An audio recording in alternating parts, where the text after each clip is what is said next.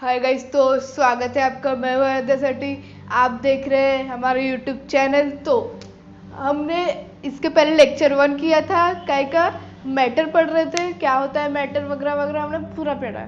ये वो lecture number 1 था। लेक्चर नंबर 2 है। अगर आपने लेक्चर नंबर 1 नहीं देखा है तो वहाँ जाकर देख लो। आपको अगर वो नहीं देखा होगा तो नहीं समझेगा। और उसके बाद मतलब हमने कल इसके पहले वाला लेक्चर में पढ़ा था कि क्या होता है मैटर, उसकी कुछ और उसकी फिजिकल प्रॉपर्टीज वगैरह वगैरह बहुत कुछ पढ़ता है।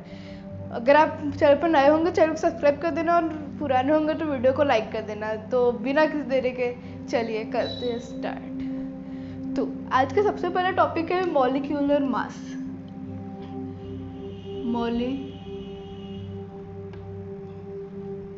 Molecular mass. अब मॉलिक्यूलर मास का मीनिंग क्या होता है? मॉलिक्यूलर मास यानी, देखिए, मॉलिक्यूलर मास हमने कल मॉलिक्यूल ऑफ एलिमेंट और मॉलिक्यूल ऑफ कंपाउंड पढ़ा था, आखिरी में पढ़ा था। आप नहीं देखा होंगे तो अभी कह रहे हो वीडियो को पहले वो देखिए, उसके बाद ये देखिए। तो मॉलिक्यूलर मास क्या होता है? मॉलिक्यूलर मास समझ लीजिए, एक मॉलिक्यूल, हमने एटम का मास पढ़ा था, मॉलिक्यूल का मास पढ़ेंगे। मॉलिक्यूल क्या होता है? एक कंपाउंड है H2O है। इसका जो मास रहेगा वो मॉलिक्यूलर मास का रहेगा। तो इसका मास कैसे निकालेंगे? सबसे पहले इन दोनों, कितने H है, हाइड्रोजन कितने हैं यहाँ पे? दो हाइड्रोजन है और ये एक ऑक्सीजन है। तो 2 हाइड्रोजन और एक ऑक्सीजन। हाइड्रोजन का एटॉमिक मास कितना होता है? मैं आपको एक पिक दे दूंगा, आप उसमें पूरे उसमें मासेस देख सकते हैं, एटॉमिक मासेस देख सकते हैं और वैलेंसी देख सकते हैं। वैलेंसी क्या होती है वो भी हम आगे पढ़ेंगे। देखिए, तो H2O क्या होता है? एक मॉलिक्यूल है। अब इसका हमको मास निकालना है, तो इसका मास हम कैसे निकालेंगे? देखिए, सबसे पहले हम पूरे जितने भी उसके एलिमेंट्स हैं सबको अलग कर लेंगे। तो मैंने 2 एलिमेंट्स, दो H, 2 हाइड्रोजन और एक ऑक्सीजन को अलग कर लिया। उसके बाद मेरे को सबका एटॉमिक मास निकालना है। एटॉमिक मास मैंने आपको उस लेक्चर में पढ़ाया है, तो आप जाके देख सकते हैं। एटॉमिक मास क्या होता है ना, समझ लीजिए हाइड्रोजन, इसका एटॉमिक मास होगा 1। आपको फिर से बता रहा हूँ, एटॉमिक मास बहुत इंपॉर्टेंट चीज़ है, पढ़ लेना। हाइड्रोजन का एटॉमिक मास 1, दूसरे का भी 1 है। एटॉमिक मास होता क्या है? Proton plus neutron. तो इस हाइड्रोजन में एक भी न्यूट्रॉन नहीं रहता, सिर्फ एक प्रोटॉन रहता है। तो दोनों के मास एक हो गया। और ऑक्सीजन का मास होता है 16। तो अब हम कैलकुलेट कर सकते हैं, 1 + 1 + 16 कितना हो जाएगा? 18। और इसका भी यूनिट है यू क्या होता है? यूनिफाइड मास। वो भी मैंने बहुत अच्छे से पढ़ाया है। तो 18U हो गया H2O का मॉलिक्यूलर मास। क्लियर है? सब क्लियर है? तो फिर आगे बढ़ते हैं। तो अब हम आ गए मोल कंसेप्ट पे। ये बहुत ही ज़्यादा हार्ड नहीं है, इसको बहुत हार्ड बना दिया जाता है। तो मैंने भी इसको थोड़ा अजीब तरीके से लिखा है। आपके सामने एक स्टेटमेंट लिखी है, ये आपको सुनने में बहुत अजीब लग रही होगी, तो घबराए ना, मैं इस स्टेटमेंट को बहुत ही अच्छे तरीके से समझा दूंगा। पहले तो हम समझते हैं मोल क्या होता है। मोल होता है, मैं सबसे पहले मोल की वैल्यू बता रहा हूँ। 1 मोल = 6.022 × 10⁻23। ये क्या है? ये एक तो सबसे पहले बहुत बड़ी अमाउंट होती है। ये 10⁻23 6.022 × 10⁻22 23 बहुत बड़ी वैल्यू है। तो सब जैसे आप डजन लेते हैं, 1 डजन यानी कितने आते हैं?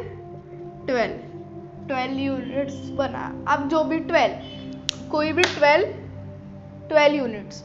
तो वैसे ही एक मोल यानी 6.022 × 10⁻23।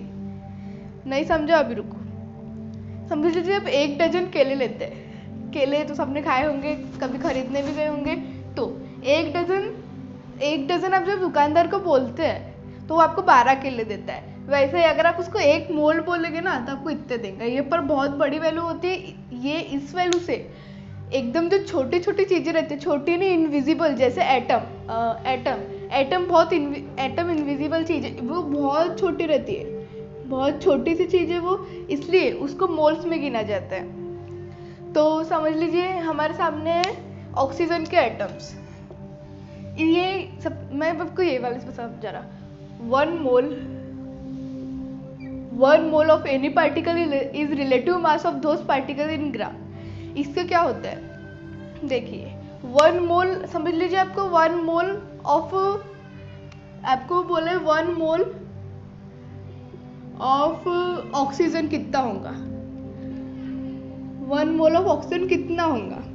तो मैं इसको मिटा दे रहा। 1 मोल ऑफ ऑक्सीजन कितना ग्राम होगा, तो इसकी एक सिंपल सी बेसिक सी चीज है कि आपको जो 1 मोल बोला गया है और उसके सामने जो भी एलिमेंट है वो एलिमेंट के जो मास है, कौन सा मास, मॉलिक्यूलर मास। ऑक्सीजन गैस होती है, इसको ऑक्सीजन सिंपली लिखा जा सकता। 1 mole equals to oxygen gas कितनी, ऑक्सीजन गैस O2 का मॉलिक्यूलर मास क्या होगा, एक ओ यानी 16, 2 है 16 + 16 32, तो 32 gram equals to 1 mole of oxygen. समझा? आप वीडियो को रिवाइंड करके देख सकते, थोड़ा घुमा फिरा के दिया है, फिर भी मैंने बहुत इजी तरीके से समझने की कोशिश की है। अब फिर से थोड़ा देखिए, आपको डेफिनेटली समझ जाएगा। यानी कि 1 मोल ऑफ ऑक्सीजन मतलब कोई भी हो, 1 मोल ऑफ हाइड्रोजन बोल दे यहाँ पे, 1 मोल ऑफ हाइड्रोजन कितना होगा, 1 मोल ऑफ हाइड्रोजन होगा 1 ग्राम। क्यों? क्योंकि हाइड्रोजन का एटम मॉलिक्यूलर मास कितना होता है, 1 होता है। हाइड्रोजन का कितना होता है, 1। तो 1 mole equals to 1 gram of hydrogen. समझा? नहीं समझा होगा, मैं आपको फिर से बता रहा हूँ। आपको कुछ बहुत प्रॉब्लम होती है समझने में, किसी को भी होती है, आपको नहीं, किसी को भी बहुत प्रॉब्लम होती है, तो वीडियो को रिवाइंड करके देख लेना। तो मोल कंसेप्ट में आपको बस इतना ही दिया है, उसमें कुछ ज़्यादा दिया नहीं है। इसके बाद आपको दिया है कि एवोगैड्रो नंबर ये होता है जो मोल की वैल्यू है, 1 मोल की जो वैल्यू है उसको ही बोलते हैं एवोगैड्रो नंबर। ये होता है एवोगैड्रो नंबर।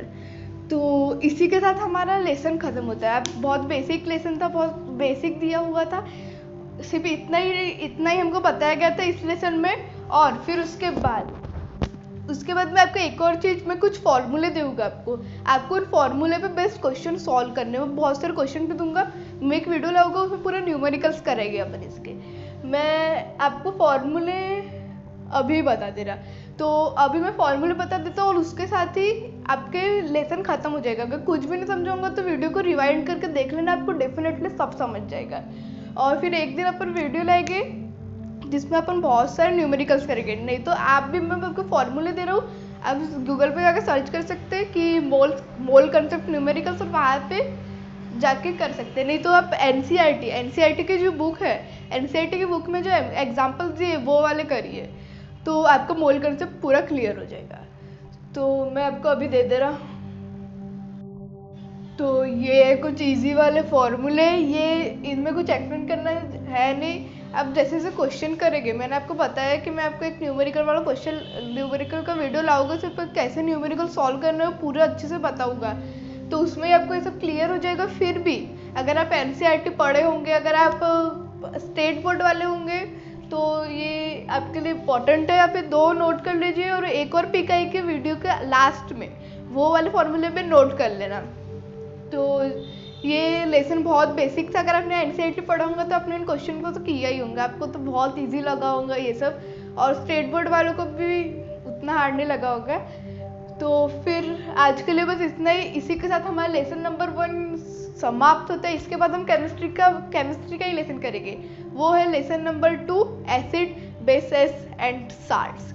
वो थोड़ा डिफिकल्ट चैप्टर है, बहुत लोगों के लिए नया भी होगा। अगर आप सीबीएसई वाले होंगे तो, मतलब पहले पढ़ते थे वो 5th 6th में, बहुत साल से पढ़ा नहीं है तो वो थोड़ा अलग होगा। तो हम उसको स्टार्ट करेंगे अगले 1-2 दिन में। आज के लिए बस इतने ही। तो चलिए, जय हिंद जय भारत। और वो जो पिक आ रही है ना, उसका स्क्रीनशॉट ले लो।